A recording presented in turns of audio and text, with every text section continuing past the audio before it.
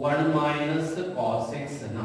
मग आपल्याला माहित आहे की dx upon 1 minus cos x या टर्मचं आपल्याकडे रेडीमेड मटेरियल अवेलेबल आहे. मग रेडीमेड मटेरियल म्हटल्यानंतर 1 मायनस कॉस थीटा ची value ray 2 sin square theta by 2. आता आपल्याकडे 1 मायनस कॉस एक्स असेल तर 2 sin स्क्वेअर थीटा बाय 2 आणि 1 प्लस कॉस असेल तर 2 cos स्क्वेअर थीटा बाय 2.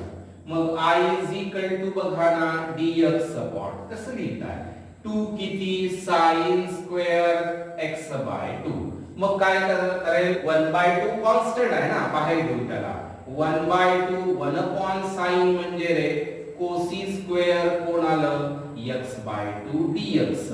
आता इथं कोसी स्क्वेअरचा फॉर्म्युला माहित पाहिजे तुम्हाला. कोसी स्क्वेअरचा कोणाचा डेरिव्हेटिव्ह आहे कॉटचा मायनस कोसी स्क्वेअर. मायनस तो कॉटला देत असतो आपण म्हणजे cosec square x integral minus cot x. पण आपल्याकडे x नाही x बाय 2 आहे. मग काय करणार 1 बाय 2 कोसी स्क्वेअरचं मायनस कॉट x सांगा बरं कोण आहे x बाय 2. ज्याला कन्सिडर केलं रे कोण x बाय 2 त्याचा डेरिव्हेटिव्ह नी डिवाइड करणार ना मी 1 बाय 2 ला डिवाइड केलं प्लस c 1 बाय 2 कॅन्सल किती minus cot x by 2 plus किती येतं c. ओके आता आपण याच्यानंतर नेक्स्ट प्रॉब्लेम याच व्हेरायटीचे प्रॉब्लेम्स आपण इथे बघूया. बघा मग आता पुढचं प्रॉब्लेम्स आपल्याला बघायचं आहे. लक्ष द्या. इंटिग्रल ऑफ रे dx अपॉन 1 प्लस मी करतोय cos 3x है ना थोडी व्हरायटी बदलवली आहे. मग आता इथे काय सांगितलं मी 1 प्लस cos थीटा असेल रे तर 2 कोन cos स्क्वेअर थीटा बाय 2. या 3x ला थीटा समजा बरं किती dx अपॉन मग 1 प्लस cos थीटा असेल तर 2 cos square theta by 2. 3x ला मी थीटा कन्सिडर केला म्हणजे 2 cos स्क्वेअर थीटा बाय 2 कोण आलं 3x बाय 2. मग 1 बाय 2 कॉन्स्टंट रे 1 upon cos sec square 3x by 2 कोण आलं dx. मग I इज इक्वल टू बघा 1 बाय 2 कॉन्स्टंट sec स्क्वेअर कोणाचा sec स्क्वेअरचं इंटिग्रेशन कोण आहे tan. पण आपल्याकडे x नाही आहे याला आपण x कॉल केलं किती tan ऑफ रे 3x बाय 2. ज्याला कन्सिडर केलं 3x बाय 2 ला त्याचा डेरिव्हेटिव्ह काढा 3 बाय 2 नी डिवाइड प्लस c इसको रे ऊपर 1 बाय 2 2 बाय 3 tan ऑफ रे 3x बाय 2 प्लस किती c 2 2 रे कॅन्सल तर किती येतं 1 by 3 tan of 3x by 2 plus किती c. या पद्धतीचं कन्वर्शन आहे. ठीक आहे. आता आपण पुढचं प्रॉब्लेम्स त्याच्यामध्ये बघूया. लक्ष द्या. तर नेक्स्ट प्रॉब्लेम्स आहे integral of sin cube x dx रे. आता sin क्यूब x dx म्हटल्यानंतर लक्ष द्यायचं आहे sin क्यूब x डायरेक्टली तर कॅल्क्युलेट नाही करता येत ना. sin क्यूब ची व्हॅल्यू मी sin 3 थीटा वरून कॅल्क्युलेट करतोय. sin 3 थीटाचा फॉर्म्युला मला माहित आहे. sin 3 थीटाचा फॉर्म्युला 3 sin थीटा मायनस रे 4 sin क्यूब थीटा. याला शिफ्ट करा इकडे किती 4 sin cube theta is equal to 3 sin theta minus sin 3 theta. अर्थात sin क्यूब थीटा ची value 3 sin theta minus sin 3 theta upon किती रे 4. म्हणजे या पद्धतीने आपण हे कन्वर्शन केले. लक्ष द्या. these are called key point calculation. Problem समजून देण्यास ते तुम्हाला सपोर्ट करणार. मग I is equal to sin cube ची व्हॅल्यू किती येणार 3 sin x मायनस रे sin 3x अपॉन 4 dx. काय म्हणता 1 बाय 4 कॉन्स्टंट किती आलं 3 sin x minus sin 3x dx. एक तर सेपरेट करा नाहीतर मग आता इथे डायरेक्ट काढलं तरी चालतं. पण आता सेपरेट करूया. पहा 3 constant integral of sin x dx minus ray sin 3x dx. मग काय करता 1 बाय 4 3 कॉन्स्टंट sin चं इंटिग्रल सांगा. sin कोणाचा डेरिव्हेटिव्ह आहे cos चा मायनस sin मायनस तो कॉसला द्यायचा, म्हणजे किती येतं कन्वर्शन, साइनचं इंटिग्रल कोण मायनस रे कोण आलं कॉस एक्स. मग आता इथे पुन्हा मायनस, मग आता या साइनचं इंटिग्रल मायनस कॉस, पण आता कंपोजिट 3 आहे ना, म्हणजे minus minus plus cos 3x याचा डेरिव्हेटिव्ह अपॉन 3 प्लस c. मग काय करतो आपण, पॉझिटिव्ह व्हॅल्यू अगोदर लिहायची ना रे, cos 3x अपॉन 3 मायनस रे 3 cos x प्लस किती येतं c. या पद्धतीचं conversion. Next problem, integral of sin 5x into cos of 7x dx. म्हणजे आपल्याकडे आता या टाइपवर्स these are d factorization म्हणतो आपण याला, sin a into cos b. Okay, मग आता याला जर मी a समजलं याला b, तर फॉर्म्युला बघा किती, sin a into जर cos b असेल रे, तर काय सांगतो आपण formula 1/2 sin a plus b नंतर plus sin a minus b. आता 1/1 पूर्ण फॉर्म्युले घेतले तरी चालेल.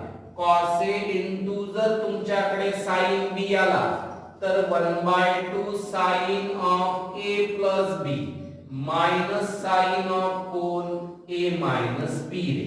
आणि तिसरा फॉर्म्युला आहे cos a into cos b असेल तर 1/2 कोण येतं सांगा, cos a plus b plus cos of a minus b रे. आणि फोर्थ नेचर त्याच्यामध्ये येतं, लक्ष द्या. Okay, these are key point calculation. मग आता चौथं नेचर आहे last, sin a into sin b असेल, हाच एक फॉर्म्युला याच्यामध्ये लक्षात ठेवायचा आहे. 1/2 किती येणार, cos of a minus b minus ray cos of a plus b. Okay, मग ज्या पॅटर्न असेल तो पॅटर्नचा फॉर्म्युला तुम्हाला त्याच्यामध्ये यूज करता येईल, नाही का. मग आता सोल्युशन मध्ये I is equal to, पहा इंटिग्रल ऑफ 1/2 कोण आहे, sin a into cos, तर काय करतोय 1/2, लक्ष द्या, sin a plus b म्हणजे रे 5x plus 7x प्लस रे sin of 5x minus 7x dx. मग 1/2 कशी टर्म आहे, कॉन्स्टंट, बाहेर काढा त्याला, किती येतं सांगा, sin 12x प्लस रे इथे कोण sin minus twice x dx ना. आता आपल्याला माहित आहे की sin ऑफ मायनस थीटा जर असेल तर तो मायनस साइन बाहेर घेतो ना, मग I is equal to 1/2 कोण आलं, sin 12x minus sin 2x dx. आता याला सेपरेट नाही केलं तरी चालतं. ओके, आपल्याला साइनचं इंटिग्रल माहित आहे मायनस कॉस आहे, ठीक आहे, म्हणजे काय म्हणता येईल आता इथे साइनचं इंटिग्रल मायनस कॉस, म्हणजे मग काय होईल इथे आता x नाही ना 12 आहे, म्हणजे 12x आहे मायनस कॉस ऑफ 12x, ज्याला कन्सिडर केलं त्याचा डेरिव्हेटिव्ह अपॉन त्याने डिवाइड करून टाकायचं, मायनस साइनचं integral minus cos minus minus plus cos of 2x upon 2 plus c. मग रे पॉझिटिव्ह व्हॅल्यू अगोदर लिहा, cos 2x अपॉन 2 मायनस रे cos 12x अपॉन 12 प्लस किती येतं c. ओके, या पद्धतीचं कन्वर्शन आहे. आता याच मध्ये आपण आता अजून एखादा प्रॉब्लेम्स घेऊया, ठीक आहे. ते हे जे चार फॉर्म्युले घेतले त्याच्यावरच आपण एखादा अजून एक प्रॉब्लेम्स ट्राय करूया. पहा लक्ष द्या. मग आता I is equal to ray sin 5x into sin 2x dx आहे. मग या टर्मला मी a कॉल करणार, या टर्मला b कॉल करायचंय. मग कसं म्हणाल तुम्ही, आताच बघितलंय 1/2 काय असतं रे, हाच एक लास्ट नंबरचा फॉर्म्युला लक्षात ठेवायचा आहे. sin a into sin b असेल तर 1/2 कसा minus b minus cos of a plus b, cos of किती 5x plus 2x, sorry cos 5x minus 2x minus cos of 5x plus 2x dx.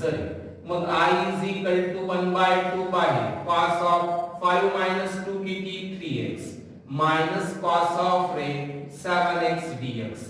आता separate नाही केलं तरी चालतं, direct लिहिलं तरी चालेल. cos इंटिग्रेशन म्हणजे cos कोणाचा डेरिव्हेटिव्ह आहे, साइनचा, म्हणजे हे इंटिग्रल साइनचं असणार. कंपोजिट व्हॅल्यू आहे ना, sin कोण 3x upon 3 मायनस रे sin 7x upon 7 प्लस किती येतं c. ओके, या पद्धतीचं कन्वर्शन त्या फॉर्म्युल्यावर आहे. Next integral of in root of 1 plus sin 3x dx. आता इथे बघा, इथे प्रॉब्लेम मध्ये कोण आलेला आहे 1 प्लस sin 3x आहे. आपल्याकडे कोणतंच रेडीमेड मटेरियल नाहीये 1 प्लस sin x. मग काय करणार आपण बघा, sin 2 थीटा चा फॉर्म्युला 2 sin थीटा इनटू कोण cos थीटा. इथे रे sin थीटा जर असेल तर 2 sin theta by 2 into cos theta by 2. याला जर मी थीटा कॉल केलं तर किती येतं सांगा, sin 3x चं conversion sin 3x by 2 into cos 3x by 2. आणि आता आपल्याकडे जो 1 प्रेझेंट आहे, इथे अँगल कोणता 3x बाय 2 येतं. या 1 ला मला असं लिहिता येतं cos square 3x by 2 plus रे sin square 3x by 2. Okay, मग I इज इक्वल टू बघा ना, या 1 ला चेंज करा बरं तुम्ही, cos square 3x by 2 plus रे sin स्क्वेअर 3x बाय 2 आणि प्लस या sin 3x ला कसं लिहिता 2 sin 3x by 2 into cos 3x by 2. म्हणजेच मग रे I इज इक्वल टू बघूया, याला a समजा a square plus b square twice कोण येतं ab. मग आता इन रूट ऑफ ना, मग बघा in root of a square plus twice ab plus b square कोणाचं एक्सपान्शन a प्लस b चा स्क्वेअर म्हणजे cos 3x by 2 plus sin 3x by 2 चा whole 3 square. We know that square आणि root cancel रे, cos 3x by 2 plus रे sin 3x by 2 dx. आता याला separate केलं तरी चालेल किंवा मग 1 by 1 काढलं. cos चं इंटिग्रल किती sin, कोणता अँगल आहे 3x by 2. ज्याला कन्सिडर केलं त्याचा डेरिव्हेटिव्ह रे 3 by 2 ने डिवाइड. sin चं इंटिग्रल मायनस cos किती 3x by 2, इथे 3 by 2 ने डिवाइड. मग इसको रे ऊपर आणि त्याला कॉमन घेऊन टाकायचं, किती येईल 2 बाय 3. किती येतं सांगा, sin 3x बाय 2 मायनस रे cos ऑफ किती 3x बाय 2 प्लस किती येतं c. ओके, नेक्स्ट आता dx अपॉन रे sin square x into cos square x. आता या प्रॉब्लेम कडे बघा. आता इथे आता महत्त्वाचा प्रॉब्लेम्स आहे dx upon sin square x into cos square. न्यूमरेटरला कोणी नसेल म्हणजे 1 असणार आहे आपला. मग काय करायचं, त्या 1 ला चेंज करायचं आपण. कसं लिहिणार तुम्ही, sin square x plus cos square x कोण येतं रे dx. आता डिनॉमिनेटरला टर्म तशीच राहील ना आपली, किती sin square x into cos square x. मग काय करायचं, न्यूमरेटर मध्ये ऍडिशन किंवा सबट्रॅक्शन असेल तर डिनॉमिनेटरला सेपरेट आहे sin square x upon sin square x into कोण cos square x dx plus बघा integral of cos square x upon कोण येतं sin square x into cos square x कोण dx. मग बघा ना, sin square x cancel, 1 upon cos म्हणजे कोण sec स्क्वेअर x dx. इथे cos कॅन्सल, 1 upon sin कोण असतं, these are cos square x dx. मग आता हे तर तुम्हाला इझिली फॉर्म्युला माहित आहे. sec स्क्वेअर चं इंटिग्रल काय असतं रे tan. ते फॉर्म्युले पाठ करायचे पण tan x. cos स्क्वेअर चं इंटिग्रल किती मायनस cot x प्लस किती येतं c. Okay,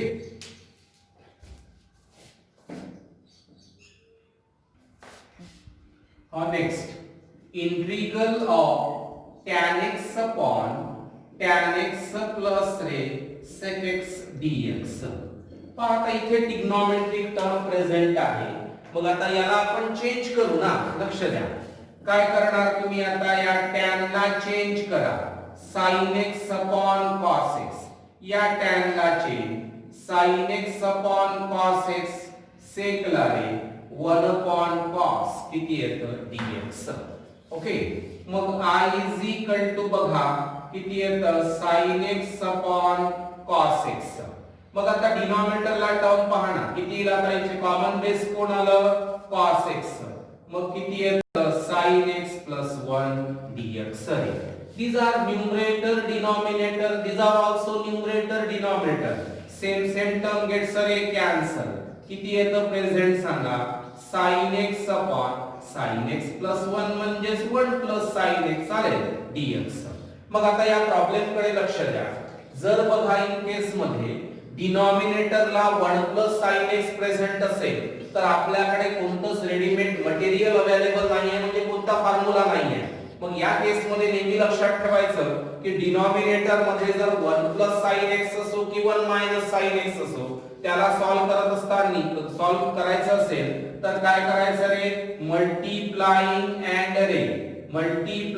and dividing by opposite term of denominator म्हणजे 1 minus sin x नी त्याला मल्टीप्लाय डिवाइडिंग करायचं. किती sin x कोण प्रेझेंट आहे 1 plus sin x opposite term 1 minus sin x नी मल्टीप्लाय आणि त्यानेच काय करतो रे आपण डिवाइड करायचं. ओके मग आता I इज इक्वल टू बघा किती sin x इनटू कोण 1 minus sin x. इथे लक्ष द्या काय असेल ही व्हॅल्यू a plus b याला a minus b a plus b into a minus b a square minus b square 1 square minus sin square x dx. म्हणजे रे I is equal to multiply करा sin x minus कोण आलं sin square x आणि 1 minus sin square ची value किती cos square x dx. चला रे separate करू बरं. आता किती येतं सांगा sin x अपॉन कोणती value cos square x dx. इथे किती sin square x upon cos square x कोण येतं dx. मग आता इथे बघा लक्ष द्या. मग आता याला काय लिहितो रे आपण sin x पूर्वी घेतला आपण cos x इनटू कोण आलं cos x dx. मग आता sin upon cos tan square x dx. मग इथे सांगा sin upon cos tan x 1 upon cos कोण sec x dx. आपण पूर्वी सुद्धा बघितलंय tan square चे इंटिग्रेशन कसं काढतो रे आपण ज्याचं आपल्याला ज्याचं इंटिग्रेशन माहित आहे tan square ला चेंज करा sec square x minus 1 dx. मग रे sec x into tan x कोणाचं इंटिग्रल आहे sec x. आता इथे इंटिग्रल काढलं तरी चालतं ना sec square चे इंटिग्रेशन tan x minus 1 चं minus x plus c म्हणजे I is equal to sec x minus tan x plus x plus किती येतं c. ओके और next problem integral of tan x plus ray cot x चा hole square कोण येतं dx. मग आता इथे बघा ना याला a समजायचं म्हणजे a plus b चा होल स्क्वेअर मी यूज करतोय. मग बघा किती a स्क्वेअर म्हणजे tan स्क्वेअर x प्लस रे twice ab 2 into कोण tan x into cot x plus b square म्हणजे कोण cot स्क्वेअर x dx. मग काय करणार सेपरेट करू ना त्याला आपण. आता बघा इंटिग्रल ऑफ कोण tan square x dx 2 into tan आणि cot एकमेकांचे रेसिप्रोकल आहे ना म्हणजे twice रे cot ला चेंज करा 1 upon tan x dx आणि integral of ray cot square x dx. मग बघा ना I is equal to आताच बघितलं आपण tan स्क्वेअर चं जर इंटिग्रल काढायचं असेल तर त्याला कन्वर्ट करावं लागेल कशामध्ये sec square x minus 1 dx. हे tan कॅन्सल इथे कोण आलं 1 dx. आता cot चं सुद्धा तसंच आहे cot ला चेंज करा किती cos square x minus 1 dx. आता इथे बघा sec स्क्वेअर चं इंटिग्रल tan x minus 1 चं minus x. आता 1 चं integration x twice x cos square चं integral minus cot x minus 1 चं minus x plus c. आता इथे बघा हा minus x या 2x सोबत कॅन्सल लास्ट कन्वर्शन बघा tan x minus cot x plus c. Okay, हा बघा याच टॉपिक आपण जे टॉपिक बघितलं त्या टॉपिकचे होमवर्क तुम्हाला देतोय. हा, integral of dx upon root of 2x 3 minus root of 2x 5 rationalisation करायचं आणि सॉल्विंग करायचं. हा, second 3x integral of 3x 2 upon root of 2x 3 न्यूमरेटरला आपल्याला डिनॉमिनेटरच्या स्वरूपात एक्सप्रेस करून सॉल्व करायचं आहे. आता इथे याला sin स्क्वेअरला चेंज करा, sin x sin x आणि सॉल्व करतोय. इथे 1 cos x चा डायरेक्ट रेडिमेट फॉर्म्युला यूज करायचा, त्या टाइपचा घेतलेला आहे. इथे सुद्धा फॉर्म्युला यूज करायचा. इथे रूट ऑफ sin x चा half angle 2 sin x 2 cos x 2 1 cos square x 2 sin square x 2 आणि कन्वर्ट करायचं. इथे cos क्यूब ची व्हॅल्यू काढायची असेल तर cos 3 थीटा चा फॉर्म्युला यूज करावा लागेल. इथे cos square 2x चे कन्वर्शन आहे, त्याला cos square x sin square x आणि नंतर सेपरेट करून इंटिग्रल. इथे x डिग्रीची व्हॅल्यू ठेवून द्यायची pi x 180 आणि cos स्क्वेअर चे इंटिग्रल cot या पद्धतीने. इथे 1 sin x प्रेझेंट आहे, multiplying and dividing by opposite term of denominator आणि नंतर इथे cos a sin b चा फॉर्म्युला वापरायचा आणि त्या पद्धतीने कॅल्क्युलेट. इथे cos a cos b चा फॉर्म्युला वापरायचा आणि सॉल्व करायचं. ओके, आपण हे झालं बेसिक इंटिग्रेशन. त्याच्यामध्ये आपण नेक्स्ट व्हिडिओ मध्ये आपण पुढचं कन्वर्शन बघूया. ठीक आहे.